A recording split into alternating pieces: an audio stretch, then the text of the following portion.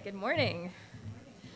I am so happy and so delighted to introduce our next speaker, Keith Ellison.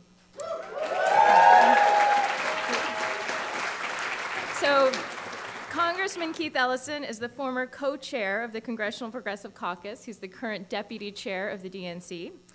He is known for being one of the few to accurately predict Trump's success.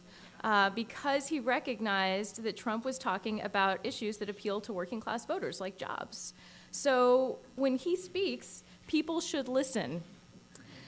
Most importantly, Keith Ellison is a longtime organizer inside Congress, and he's helped build the Congressional Progressive Caucus into the powerhouse that it is today. He is a fighter for our issues every single day. And today, progressives are stronger and better organized than they ever have been up on the Hill, and it is because of Keith Ellison. And so with that, I am so pleased to introduce our friend and ally, Representative Keith Ellison.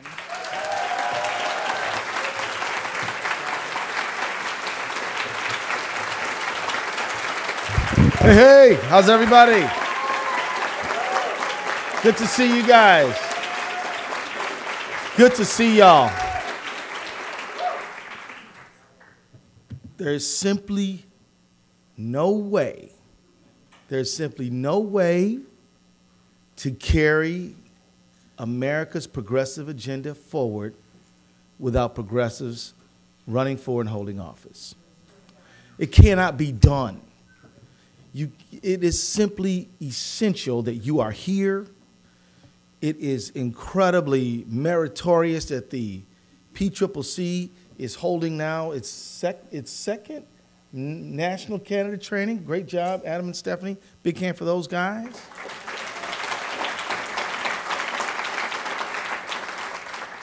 You know, I will tell you, I'm 53 years old. I was 34 years old before I had any idea that I should trust or like politicians. I'm serious. I had 2 kids and was well into adulthood when I thought, maybe this electoral thing is important. One of the times was when I was a young lawyer. There was a horrible case of police brutality in my community, and we were trying to get the city council to pass a civilian review ordinance. And after marching and even suing, yes, I did that too, I came to the conclusion that in order to pass the ordinance, we were going to have to get 7 of the 13 Minneapolis city council members to vote for it. So now here I am having to deal with politicians. And I thought, wouldn't it be nice if some of those guys on that board were like us? I thought so. And I was right. There were some. There really, really were some. But it really, really hit me on the head hard when I met this guy named Paul Wellstone, who I want you all to watch his speeches, read what he has to offer. He is, in my view, an excellent example of what it means to be a progressive politician. Because Paul Wellstone, by the way, he wasn't perfect. Like, he voted on things sometimes the way I wouldn't have. Let's not get into a hero worship thing. And after you win, you will take some votes that you wish you had back. Just saying. But in the main, and when it really counted, Paul was awesome. And I'm telling you, Paul Wellstone one time said in 2002, when the Iraq War was looming and Bush was pushing this, and this was the answer to 9/11, and yet the country had been, Iraq had been under a no-fly zone, 2/3 of it for 12 years. They were in an oil for food program. 500,000 kids had died from starvation, and we're saying they have weapons of mass destruction and help Osama bin Laden, and we're going to war with them. And a lot of us were like, huh? Paul Wellstone said to his staff, look, war is popular. Voting against the war is not the politically savvy move.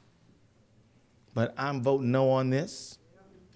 And I want you all to know it's been an honor to work with you because I cannot guarantee you employment next time. But I'd rather lose an election than send America to war.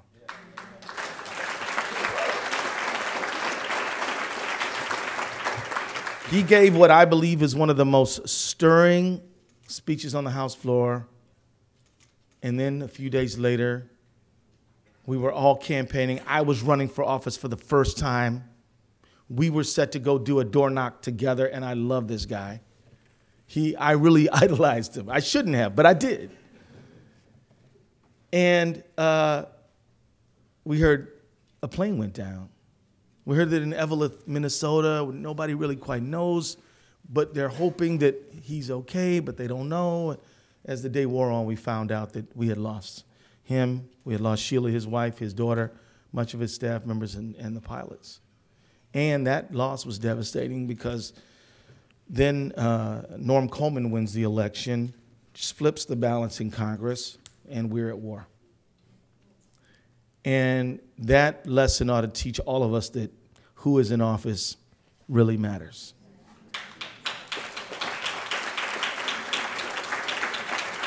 Look, elected public officials are not fungible. I used to believe they're all fungible. It's all about the people. You just put the heat on them. Politicians see the light when they feel the heat. That is true, but it's not true in isolation. You've got to have progressive politicians united with progressive activism on the ground.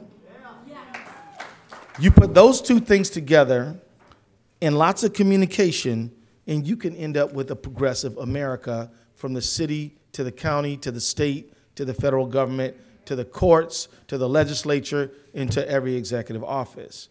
That is what it's all about. Let me just say to you guys, I want you to look at the progressive movement that is propelling you right now as essential allies, not in just your victory, for sure that, but in your governance.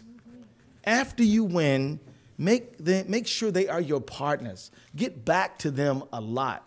Have regularly scheduled meetings, because I'm telling you, once you win, and you're gonna win, right?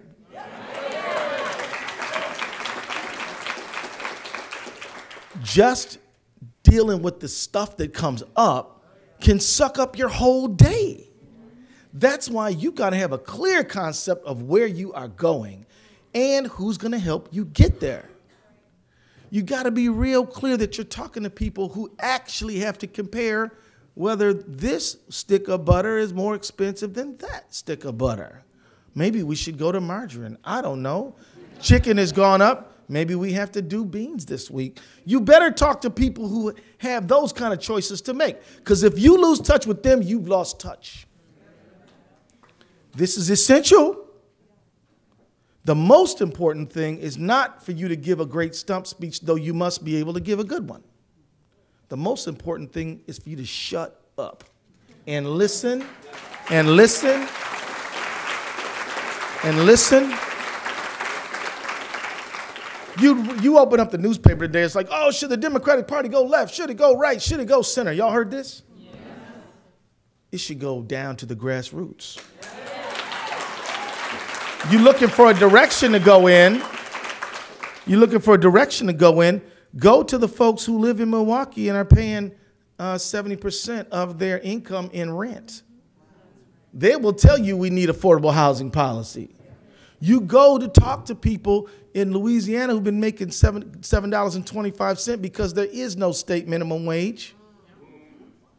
There's no state minimum wage in Louisiana. She's shocked. South Carolina, same way. So how you try to put together a family of 4 on minimum wage, you go tell that person, you know, we need jobs. I'm a politician. We need jobs. They say, yeah, we need jobs. I got 3 of them. We need good jobs, right? Good jobs. This is what you've got to listen. You've got to stay close. You've got to ask questions, and you cannot be afraid to be unpopular. And I don't want you to love these jobs. Once you win them, I want you to be ready to throw them in the garbage can the next damn day. And let me tell you why. Let me tell you why. Because there will be a lot of tough times, man. Imagine yourself a Wisconsin politician. I'm from Minnesota. Imagine yourself. So they make it a big thing. Foxconn is coming to Wisconsin. We're going to do 3,000 jobs. It's going to be awesome, blah, blah, blah. Everybody's, oh, yeah, yeah, White House, ribbon cutting. Y'all seen it? Yeah. Look it up. Oh, all we need from you and for the low, low price of giving away $3 billion in your tax base. Yes, yes, yes, absolutely. That's what happened. And all these big companies talking about, we got jobs, we got jobs. All you got to do is give away your tax base. We just don't want to pay no taxes. I'm telling you, it's not worth the bargain 99% of the time. And you are going to be unpopular when you say, oh, Acme multinational. So what do you want for all these jobs? And how much of our tax base do we have to give to you? And why wouldn't we be better off doing a small business incubator and grow our own local businesses?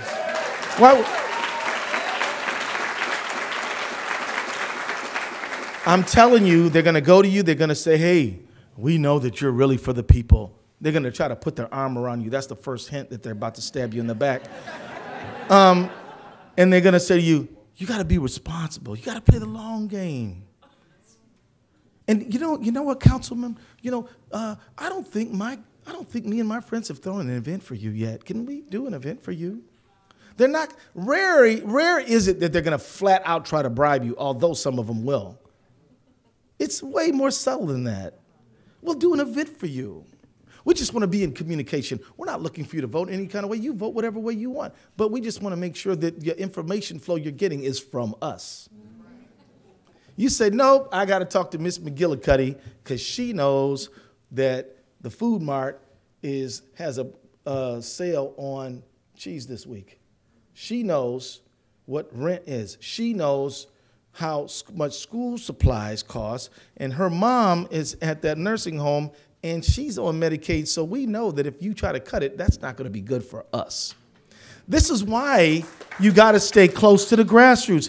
When people say go left, go right, they're saying tether yourself to some doctrine in the sky, some ideology.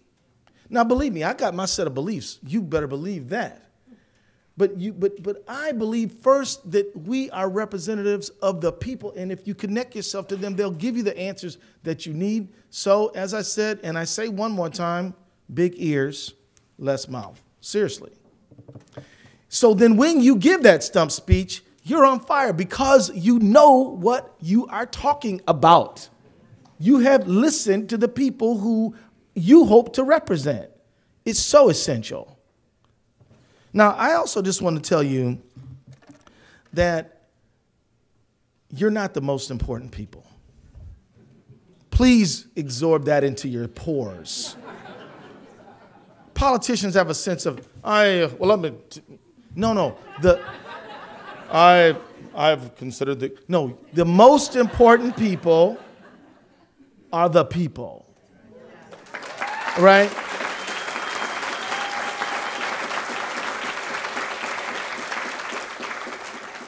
You're on that city council. They're about to pass a budget. You have an amendment to the city council budget that we're going to put some money into some organizers on environmental justice and going to a clean economy, renewable energy. Some folks, instead of you just yelling at your council members and shaming them, what if you told your posse, write them, talk to them, let them know this is important to you? It will be a lot easier for you to get it through. And that's what we want to do, right? So also the thing is about this is the power of story and narrative. Listening to your constituents will give you stories which you should tell. You amplify and magnify what it is they have to share with you. And when you do that, first of all, everybody loves a shout out, do they not? Speaking of shout outs, where's that lady from Minnesota who's in it? There you go. Stand up, stand up. There you go.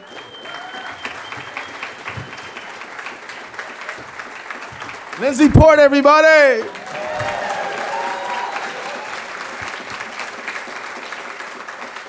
Y'all know I got to do my Minnesota thing, right? Don't hate me for that.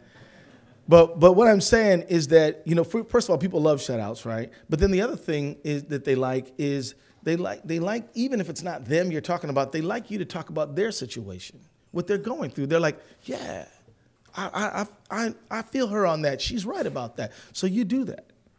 So you stay close. Let me tell you another thing that just being close to the people will do for you. You will hear a lot of people say, I was the first this, I was the first that, I was the first the other thing. As a person who's been the first many times, I don't give a crap about it. Not one damn bit. Don't even, he's the first Muslim. So what? If I'm the first one but the worst one, does that make any difference?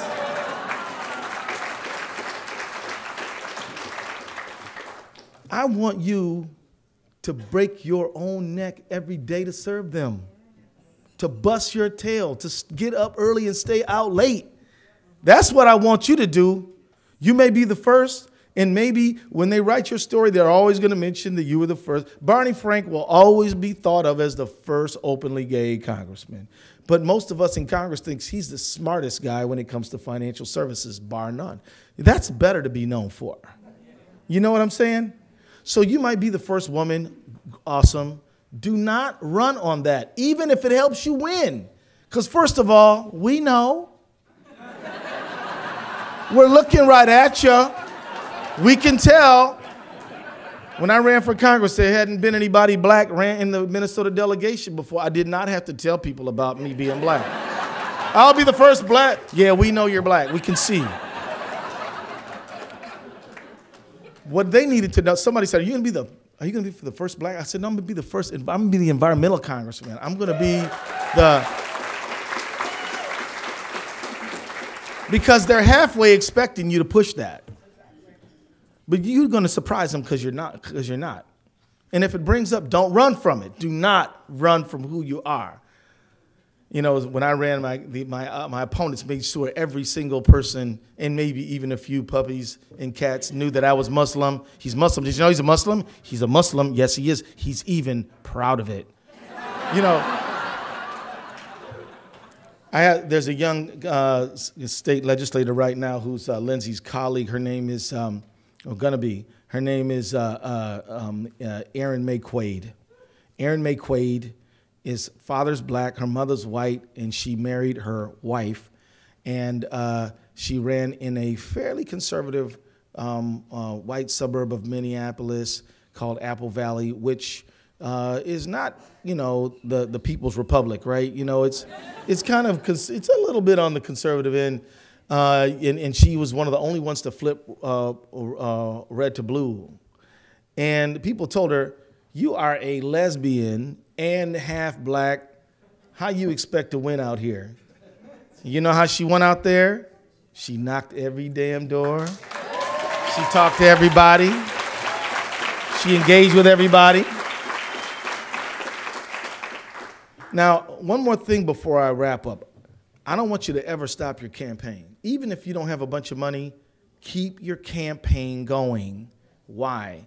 Because you're going to use it to talk about the issues that you believe in and keep your people clear on not just the policy, but the politics of what you're doing.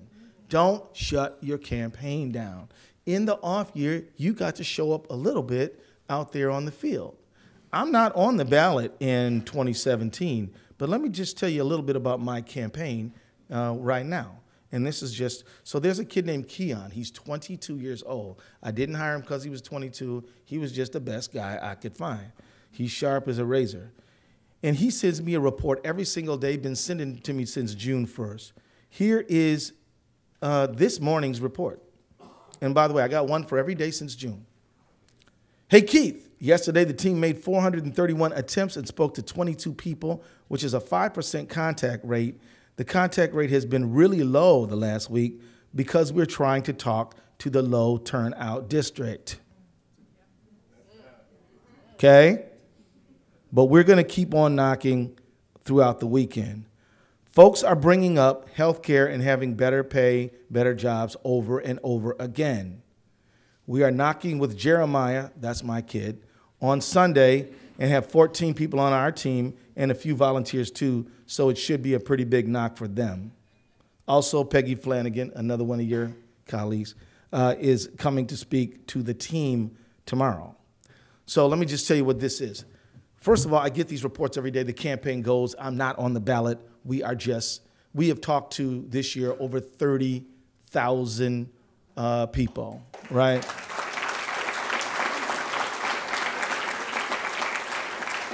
We don't just go to the low turnout district. We go to the hardest doggone district. We go to the place where nobody's voting, and that's where we going, right? And we're going to flood it. Quick caveat, when Michael Brown was killed, I'm talking about Michael Brown from Ferguson. Yeah, when he was killed in the previous election, only 12% of the people turned out in the municipal election to vote. Very few African Americans voted, and as you know, one of the reasons that the city went up is that the police department was passing out tickets to black people at such a tremendously high rate that everybody was pissed off about the treatment they were getting. And so it wasn't just about one kid, one time, one day. It was about a collective thing that people were feeling. Oh, and because of federal divestment from cities, the city was using ticketing to finance their city services. But they couldn't do it to everybody, so they did it to some people.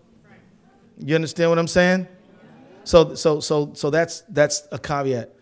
My point is, keep that campaign going. Go to the hardest place to turn out. If each one of you say to yourselves, we are going to increase our voter turnout at least 5% from one election to the next, you will make sure that your congressperson wins. They will answer your calls very fast if you do that. Your state legislators will get back with you.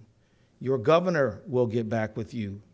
You will have a governor, a Democratic progressive governor, because they know that your district, which used to have 12% turnout, now has 25% turnout. Or used to have 25, now it has 35. Or used to have 50, and now it has 70. They will say, you want to win, you better get with council member so-and-so because they rock the vote. You see what I'm saying? And usually in a lot of the districts progressive represent, not all, but some, if you could talk to everybody and all of them are going to go for our side. It's just that they don't vote. Now, not everywhere. Some places you really have to target. But if you don't knock in the off year, how do you even know who to target? So you've got to go to them doors. So I want to say that. I'm about to wrap it up right now, but I want to just say this to you as I close. The history does not repeat itself, but it does rhyme. Your country, which I hope you love as much as I love it, is in a deeply imperiled situation. The Attorney General, who's no friend of civil rights, is being persecuted by the president who appointed him because he, in a rare show of ethics,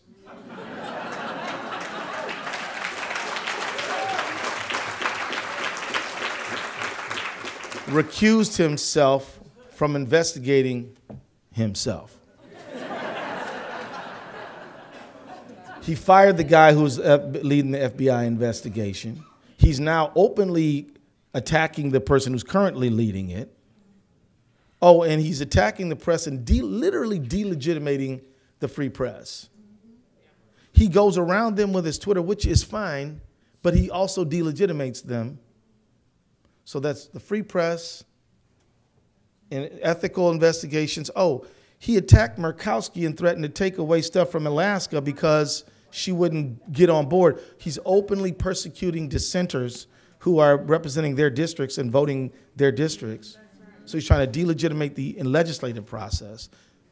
Oh, and Gorsuch is an illegitimate Supreme Court justice.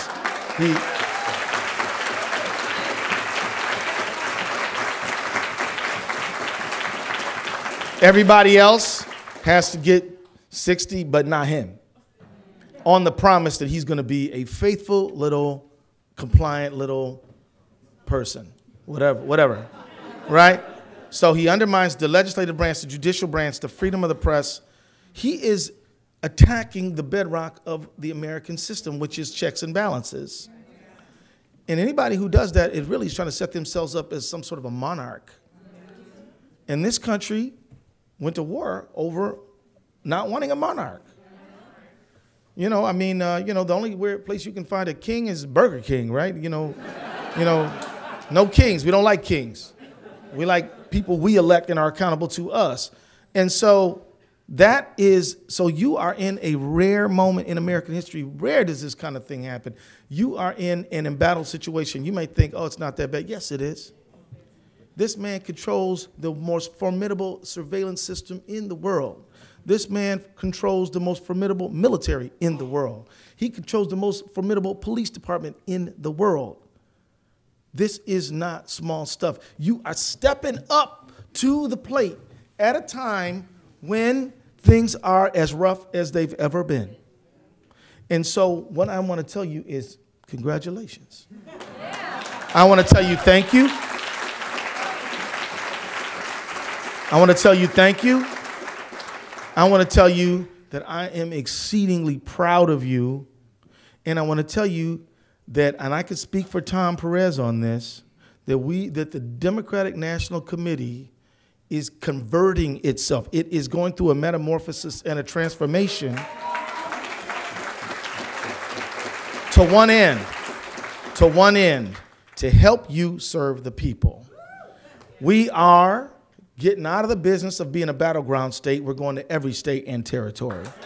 We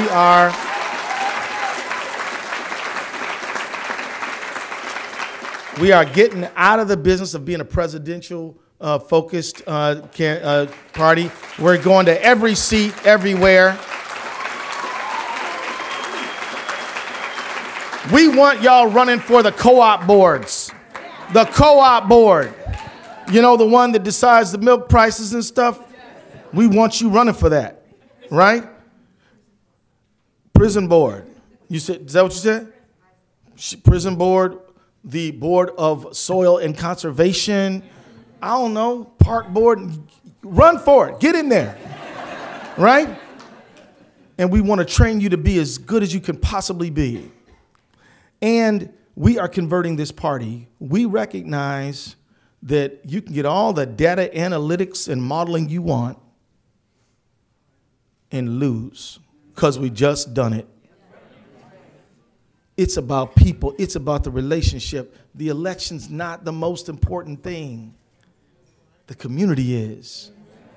Building community is. And here's what I mean. If you just make it all about this is why I want you to never shut down your campaign. Because if you just go when you need another vote, you think Reverend don't know that? Oh, must be election time, Councilman. Haven't seen you in a while. You got to be able to be, hey, Reverend, we talked last week, we're talking next week. You know the election's coming up. Reverend will say, oh, yeah, of course. You know, we got you. No problem.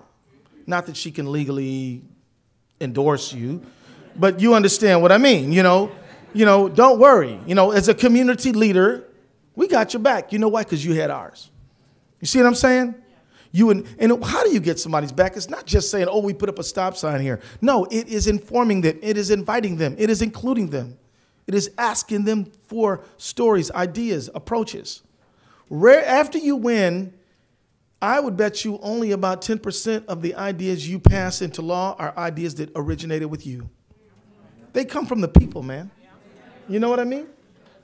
So what I want to say is you are stepping into history at a critical moment. It is no small thing. It is a big deal. It is an enormous deal. And many of you, who's running for a municipal office? You are going to be the closest unit of government. You're going to be the closest unit of government to the people. People's opinion of what government is and does largely is going to be based on what you do. You are the most important person in the room. I am the least, is the federal government. But I'm a humble guy, so I do my part. But my point is, don't let anyone tell you that, hey, you know, these federal officials, they get on TV and all that stuff, so they're the big deal. No, this is BS, man. Don't believe that for a minute. The real deal is the municipal official, but the municipal official has to be in close contact with the county, and the county got to be in close touch with the state, and the state got to be in touch with the feds. And all of us better be figuring out how to get to the constituents. And we should do it together. I want you all to have community meetings with everybody up and down the chain, so that when Miss McGillicuddy comes to the meeting, she can talk to all of y'all. One of the big problems that we have, and this is a serious problem, and I mean it, is that we have a tendency to think of politics as a club. So, and about it being about us. So what we say is, I want to be able to talk to the progressive community, and then I'll come back and tell y'all what they said. No, you get everybody in the room talking. We're trying to get Democrats all across the board, progressives all across the board, to say, look, you can get a third of the pie, but it's only this big. Or you can get a big-ass pie, but your slice is going to be this big. You got more pie this way. You understand what I mean? So this is the kind of thinking we must inculcate in our people, so that we're ever expanding, we're always including, we're trying to bring more people in every chance we get. This is the way that we win. Now, if you do that, somebody's going to clown. Somebody you let into the door, you're going to say, man, I knew you didn't know how to act. I knew I couldn't. You know what I mean? Somebody's going to grandstand. But you know what? Don't worry about that. You keep on expanding. Have faith in the idea that teamwork makes the dream work. Let's say it again. Teamwork makes the dream work. One more time. Teamwork makes the dream work. Last time. Teamwork makes the dream work. All right, you guys, get out there and make this country all it ever hoped to be. Thank you all very much.